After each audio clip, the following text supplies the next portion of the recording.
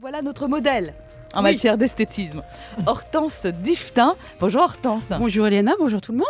Alors moi je commence à bien vous connaître, à apprendre plein de choses sur vous, mais je ne savais pas, Hortense, je ne savais pas, vous avez été conseillère beauté. Oui. Pourquoi vous prenez cet air?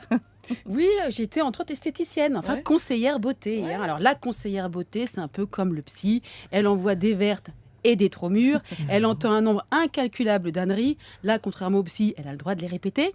Elle essaie aussi de remonter le moral à ses clientes et surtout, elle évite de s'occuper de sa famille, plus précisément de sa mère, surtout si celle-ci vient la voir pour une épilation.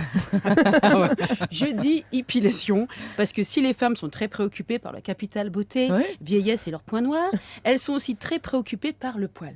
Parce que de nos jours, le poil... Surtout moi, en tant que Portugaise, vous imaginez comme je l'ai longtemps combattu. N'est plus notre ami. On n'aime plus le poil. C'est carrément devenu l'ennemi à abattre ou à arracher, on ne sait pas. Alors que ce soit pour les femmes et aussi maintenant pour les hommes.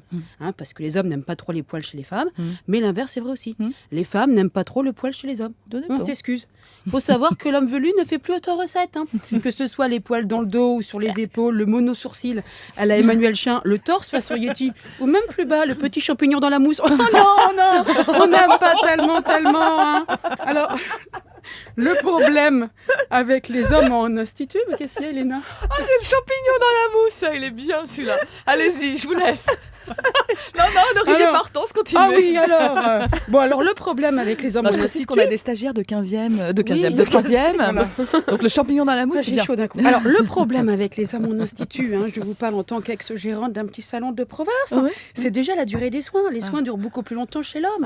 Alors soit le poil masculin est plus dense, souvent plus fourni, et plus robuste. Mais c'est surtout que l'homme est beaucoup plus chochotte que la femme. Ah oui, c'est vrai, ça, c'est vrai. Surtout quand on s'attaque au poil du maillot, ou au cif, le sillon interfessier. La défesse, quoi. Alors la femme, elle, va anticiper l'arrachage du poil en se concentrant sur sa respiration. En 2 mots, elle va prendre sur elle. L'homme, lui, va s'en prendre aux autres. Il est beaucoup plus véhément face à la douleur que nous autres, les femmes. Pourtant, ils le savent qu'il faut souffrir pour être belle.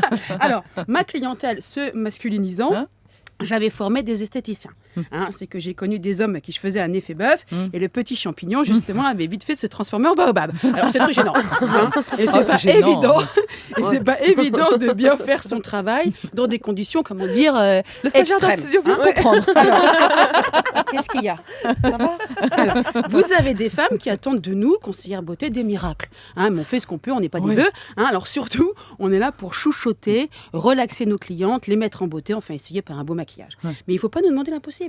C'est ce que je ne cesse de répéter à mon amie Nathalie. Lui, c'est pas un petit exfoliant au noyau d'abricot, même extrêmement bien fait par mes soins, qui peut tout changer. Je veux bien te faire les soins de beauté du monde. Si tu n'y mets pas du tien, on n'y arrivera jamais. Alors parce que c'est vraiment... Oui, un problème de poitrine, quoi. Alors parce que c'est vraiment pas facile comme métier. Mine de rien, esthéticienne. C'est beaucoup de pression. Nous ne sommes pas Dieu, mais si en revanche je pouvais formuler une petite prière, alors c'est celle-là. N'oubliez pas la petite douche qui va bien juste avant le rendez-vous en institut. Ah oui, voilà.